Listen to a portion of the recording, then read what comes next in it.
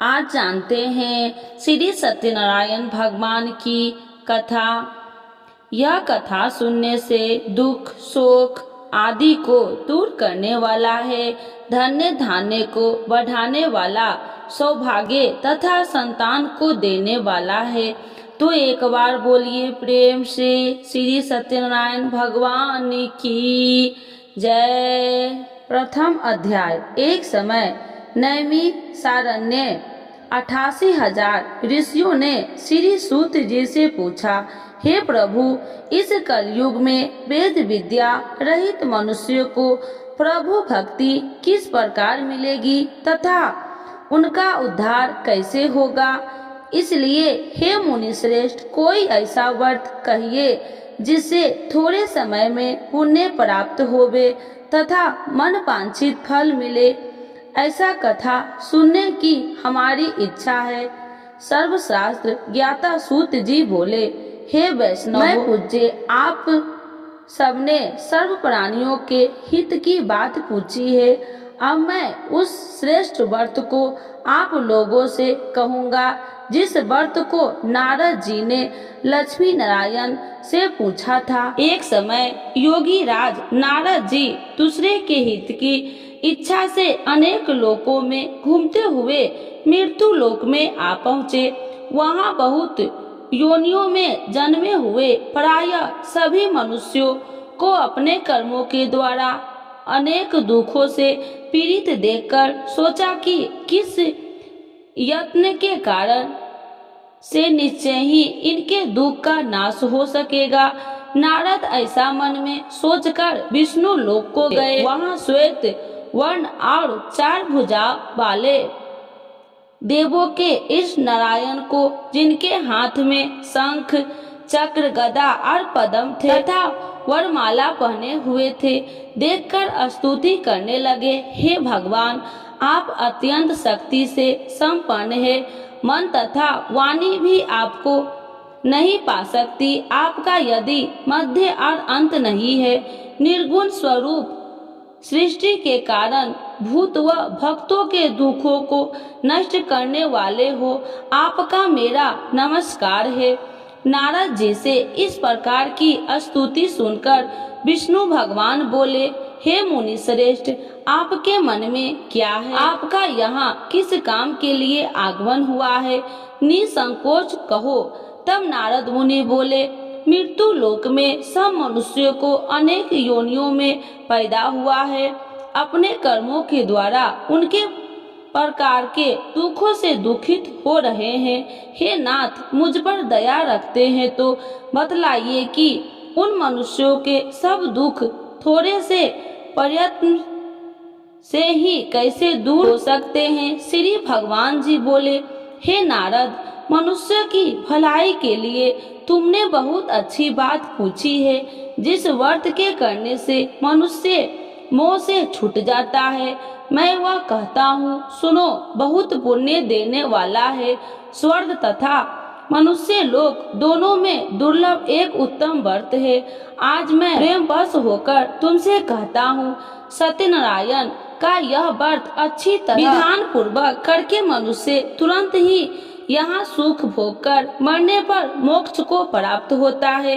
श्री भगवान के वचन सुनकर नारद मुनि बोले, उस व्रत का क्या फल है, क्या विधान है, किसने यह व्रत किया है और किस दिन यह व्रत करना चाहिए, विस्तार से बतलाइए।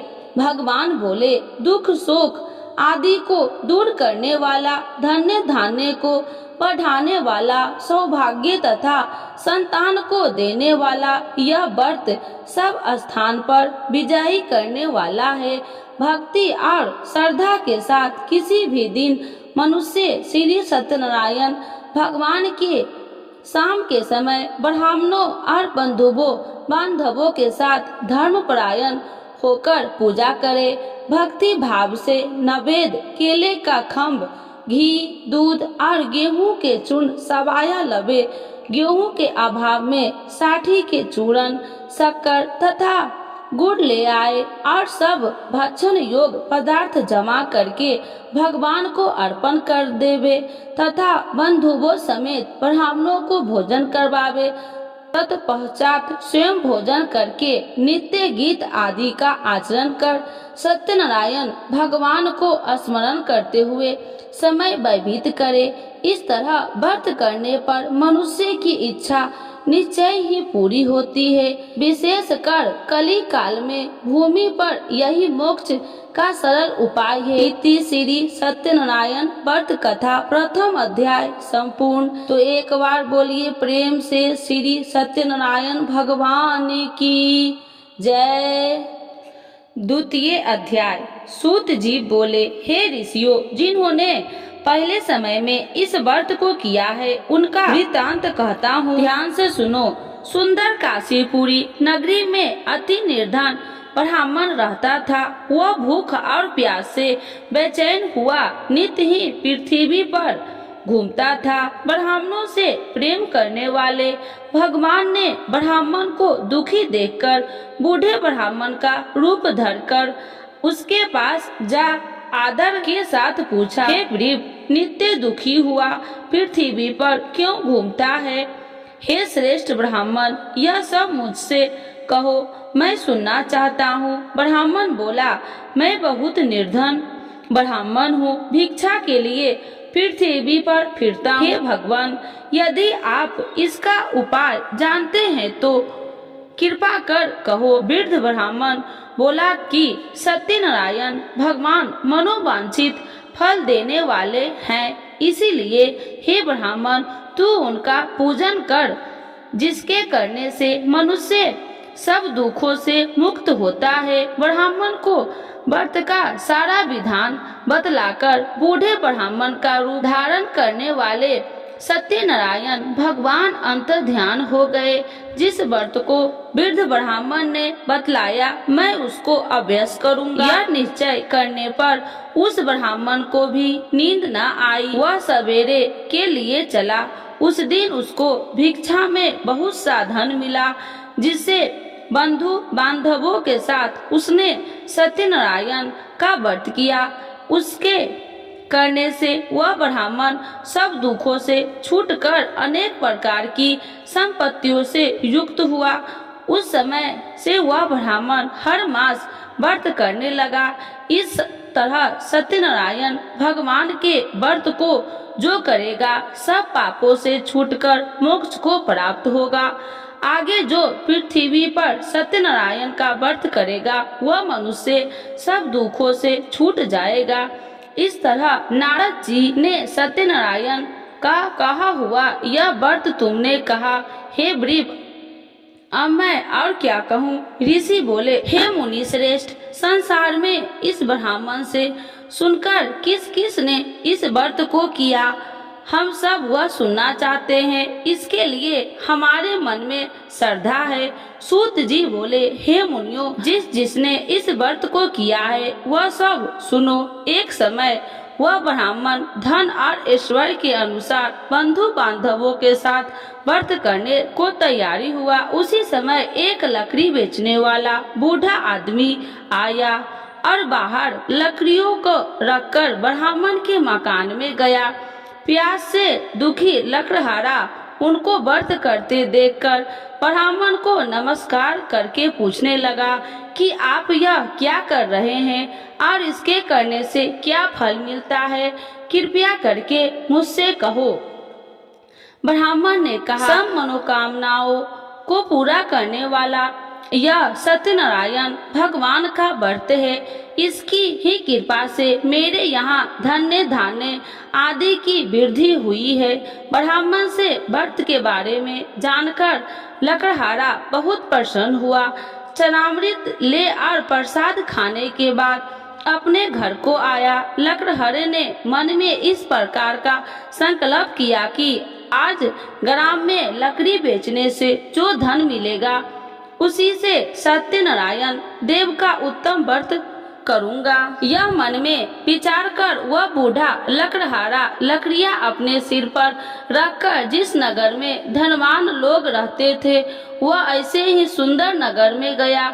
उस दिन वहां पर बूढ़े को उन लकड़ियों का दाम पहले दिनों से 100 गुना मिला। तब वह बूढ़ा लकड़हारा दाम ले और अति प्रसन्न होकर पक्के केले की फली, शक्कर, घी, दूध, दही और गेहूं का चूर्ण इत्यादि सत्यनारायण भगवान के व्रत को कुल सामग्रियों को लेकर अपने घर गया। फिर उसने अपने भाइयों को बुलाकर विधि के साथ भगवान का पूजन और व्रत किया। उस व्रत के प्रभाव से बूढ़ा लकड़हारा धन धान्य आदि से युक्त हुआ और संसार के समस्त सुख भोगकर वैकुंठ को चल गया। इति श्री सत्यनारायण व्रत कथा द्वितीय अध्याय संपूर्ण। तो एक बार बोलिए प्रेम से श्री सत्यनारायण भगवान की जय। तृतीय अध्याय। श्री सूत जी बोले, हे श्रेष्ठ मुनियों, अब मैं आगे की एक कथा कहता हूँ। प्राचीन काल में उल्कामुख नाम का एक महान ज्ञानी राजा था।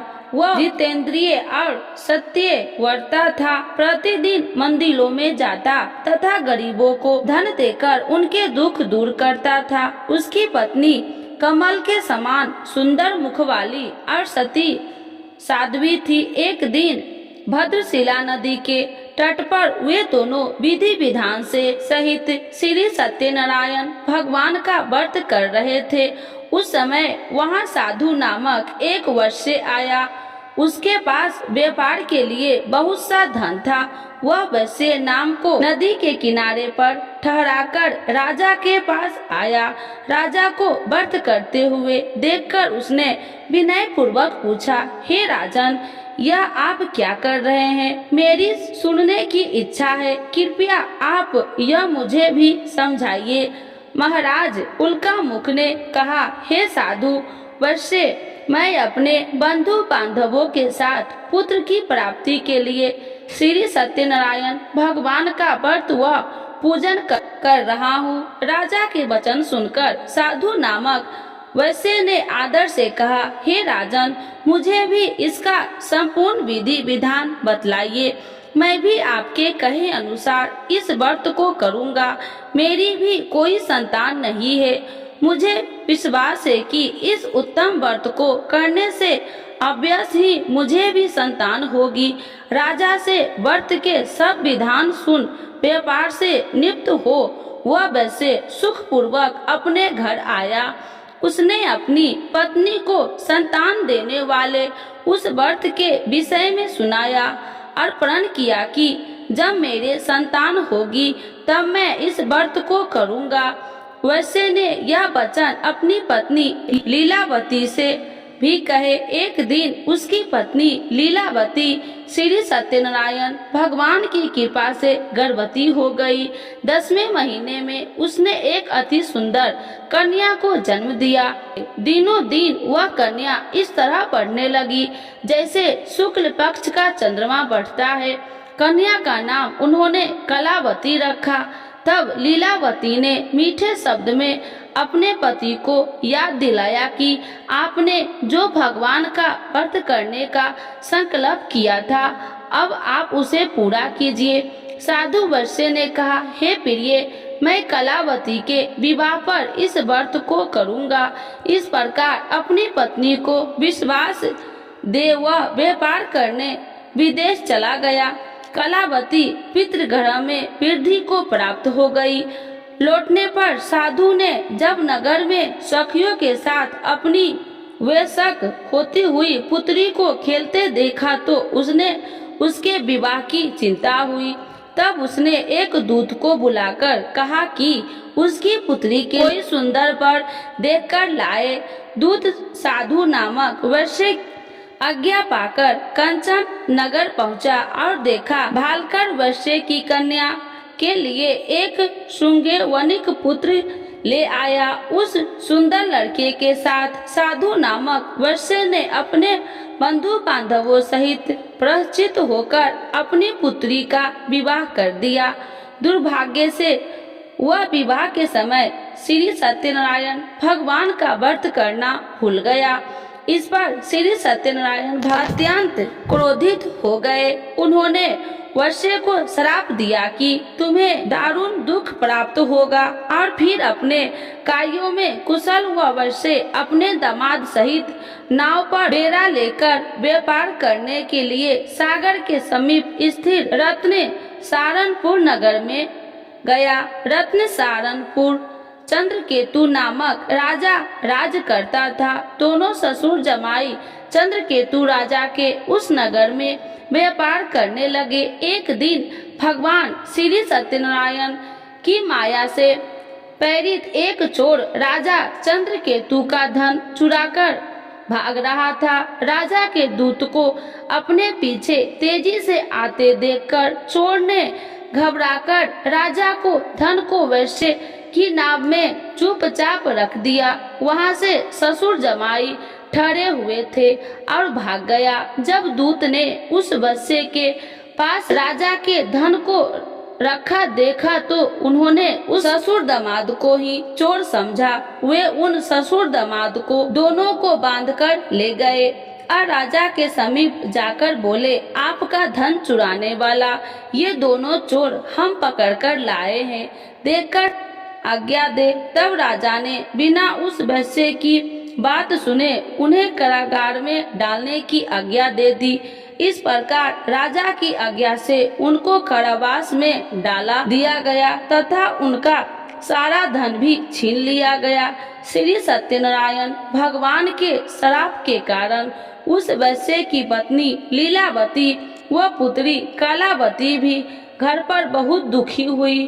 उनका सारा धन चोर चुरा कर ले गए।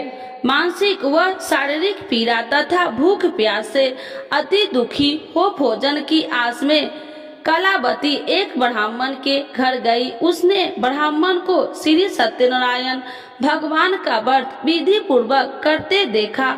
उसने कथा सुनी और श्रद्धा पूर्वक प्रसाद ग्रहण कर रात को घर आई।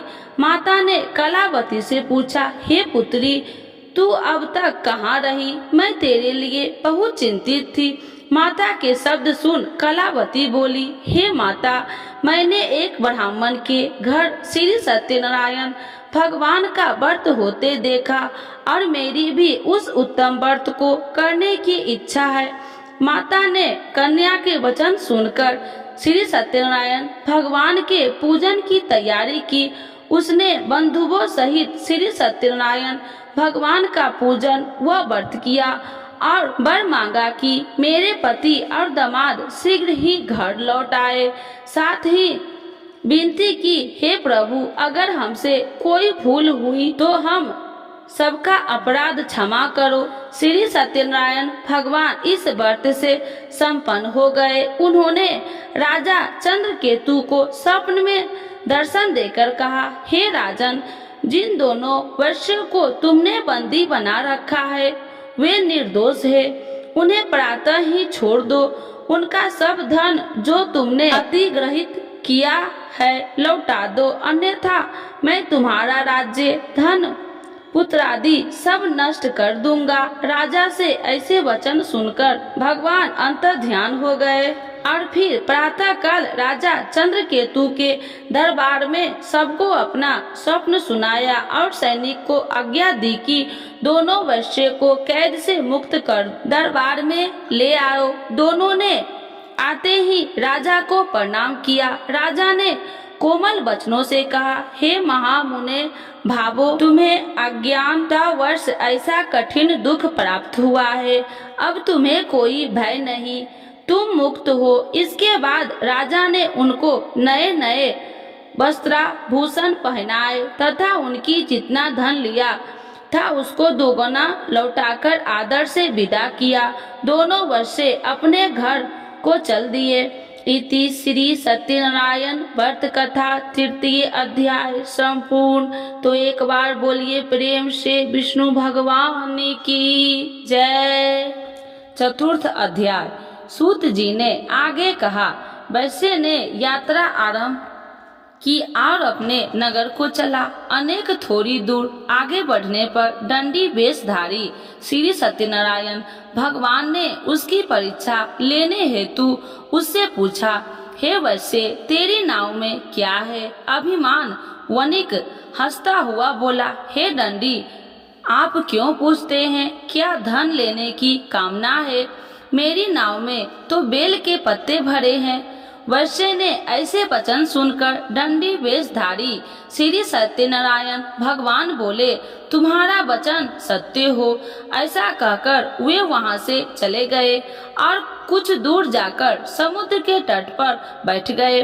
दंडी महाराज के जाने के पश्चात वैश्य ने नित्य क्रियाओं से निपुण होने के बाद नाव को ऊंची उठी देखकर अचंभा किया तथा नाव में बेल के पत्ते आदि देखकर मूर्छित हो जमीन पर गिर पड़ा। मूर्छित खुलने पर अति शोक करने लगा। अब उसके दामाद ने कहा, आप शोक न करे, यह दंडी महाराज का श्राप है, अतः हमें उनकी शरण में ही चलना चाहिए, वही हमारे दुखों का अंत करेंगे। दामाद के वचन सुनकर वह वैश्य दंडी भगवान के पास पहुंचा और अत्यंत भक्ति भाव से पश्चाताप करते हुए बोला, मैंने तो आपसे अत्यंत वचन कहे थे, उनके लिए मुझे क्षमा करे। ऐसा कहकर वह शोकातुर हो रोने लगा। तब दंडी भगवान बोले, हे वणिक पुत्र, मेरी आज्ञा से ही बार बार तुझे दुख कष्ट प्राप्त हुआ है, तू मेरी पूजा से विमुख हुआ है। तब उस वैश्य ने कहा, हे भगवान, आपकी माया को ब्रह्मा आदि देवता भी नहीं जान पाते, तब मैं मूर्ख भला कैसे जान सकता हूँ। आप प्रसन्न होइए, मैं अपनी क्षमता अनुसार आपकी पूजा करूँगा। मेरी रक्षा कीजिए और मेरी नौका को पहले के समान धन से परिपूर्ण कर दीजिए। उसके भक्ति से परिपूर्ण वचन सुनकर श्री सत्यनारायण भगवान प्रसन्न हो गए और उसकी इच्छा अनुसार वर देकर अंतर्ध्यान हो गए। तब ससुर व दामाद दोनों ने नाव पर आकर देखा कि नाव धन से परिपूर्ण है। फिर वह विधि विधान से भगवान सत्यनारायण का पूजन कर साथियों सहित अपने नगर को चला। तब वह अपने नगर के निकट पहुंचा। तब उसने एक दूत को अपने घर भेजा। दूत ने साधु नामक वैश्य के घर जाकर उसकी पत्नी को नमस्कार किया और कहा, आपके पति अपने जमाता सहित इस नगर में समीप आ गए हैं। लीलावती और उसकी कन्या कलावती इस समय भगवान का पूजन कर रही थी। दूत का वचन सुनकर साधु की पत्नी ने बड़े हर्ष के साथ सत्यनारायण भगवान का पूजन पूर्ण किया और अपनी पुत्री से कहा, मैं अपने पति के दर्शन को जाती हूँ, तू पूजन पूर्ण कर शीघ्र आ जाना। परंतु कलावती पूजन एवं प्रसाद छोड़कर अपने पति के दर्शन के लिए चली गई।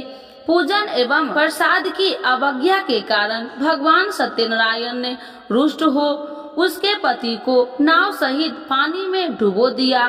कलावती अपने पति को न पाकर रोती हुई जमीन पर गिर पड़ी। नौका को डूबा हुआ तथा कन्या को रोती हुई देख साधु नामक वैश्य द्रवित होकर बोला, हे प्रभु, मुझसे या मेरे परिवार से अज्ञानतावश जो अपराध हुआ है उसे क्षमा करे। उसके ऐसे वचन सुनकर सत्यदेव भगवान प्रसन्न हो गए।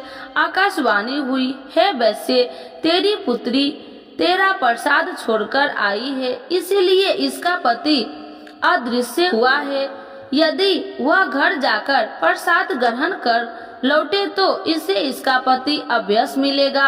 आकाशवाणी सुनकर कलावती ने घर पहुंचकर प्रसाद ग्रहण किया और फिर आकर अपने पति को पूर्व रूप में पाकर वह अति प्रसन्न हुई तथा उसने अपने पति के दर्शन किए। तत्पश्चात साधु वैश्य ने वही बंधु बांधवों सहित सत्य देव का विधि पूर्वक पूजन किया। वह इस लोक के सभी प्रकार के सुख भोग कर अंत में मोक्ष को प्राप्त हुआ।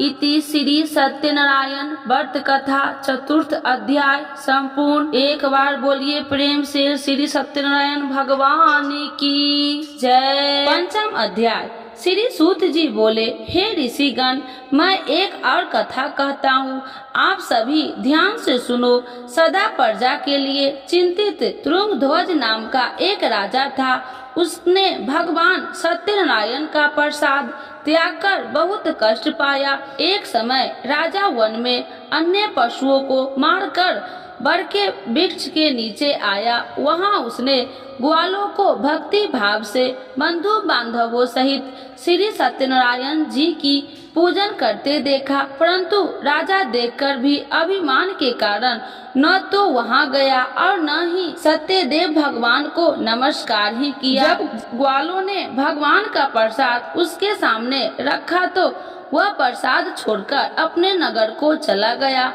नगर में पहुंचकर उसने देखा कि उसका सारा राज्य नष्ट हो गया।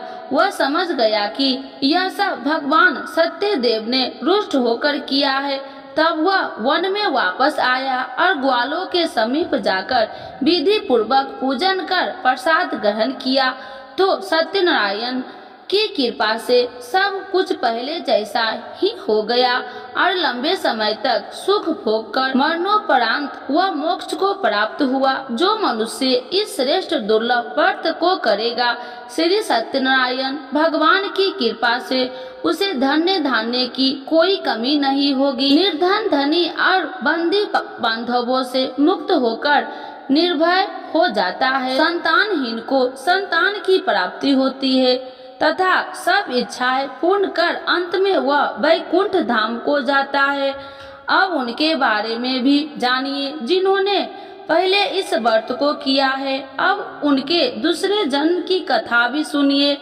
सतानंद नामक वृद्ध ब्राह्मण ने सुदामा के रूप में जन्म लेकर श्री कृष्ण की भक्ति एवं सेवा कर वैकुंठ प्राप्त किया। उल्का मुख नामक महाराज राजा दशरथ बने और श्री रघुनाथ का पूजन कर मोक्ष को प्राप्त हुए। साधु नाम के वैश्य ने धर्मात्मा व सत्य प्रतिज्ञ राजा मोरध्वज बनकर अपने पुत्र को ओर से चीर कर वैकुंठ धाम प्राप्त किया। महाराज तुरुंगध्वज और स्वयंभू मनु बने। उन्होंने बहुत से लोगों को भगवान की भक्ति में लीन करवाकर वैकुंठ धाम प्राप्त किया। लकड़हारा अगले जन्म में गृह नामक निषाद राजा बना, जिसने राम के चरणों की सेवा कर अपने सभी जन्मों को संवार लिया। इति श्री सत्यनारायण व्रत कथा 5th अध्याय संपूर्ण। तो एक बार बोलिए प्रेम से भगवान श्री सत्यनारायण की जय। आरती श्री सत्यनारायण जी की जय। लक्ष्मी रमीना श्री जय लक्ष्मी रमीना सत्यनारायण स्वामी जनिपात की हरिना। जय लक्ष्मी रमीना रत्न जड़ित सिंहासन अद्भुत छवि राजे स्वामी अद्भुत छवि राजे। नारद करत निरंजन घंटा ध्वनि बाजे। ओम जय लक्ष्मी रमीना प्रगट भरे कलि कारणी दिज को दरस दियो स्वामी दिज को दरस दियो। बूढ़ो ब्राह्मण बन कर कंचन महल कियो। जय लक्ष्मी रमीना दुर्लभ भील कठारो इन पर कृपा करी स्वामी इन पर कृपा करी। चंद चूर एक राजा जिनकी विपत्ति हरी। जय लक्ष्मी रमीना वैश्य मनोरथ पायो सरधा तज दिन्ही स्वामी सरधा तज दिन्ही। सफल भोग प्रभु जी फिर स्तुति किन्नी। ओम जय लक्ष्मी रमीना भाव भक्ति के कारण छिन छिन रूप धरियो, स्वामी छिन छिन रूप धरियो, सरिधा धारण किन्ही, सरिधा धारण किन्ही, तिनको काज सयो।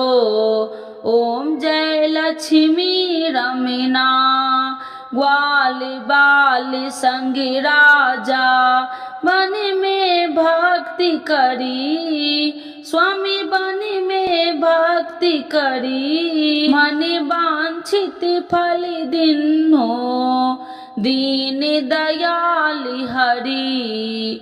जय लक्ष्मी रमना, चढ़त प्रसाद सबाय, कदली फल में बा, स्वामी कदली फल में बा, धूप दीप तुलसी से, राजी सत्य देवा।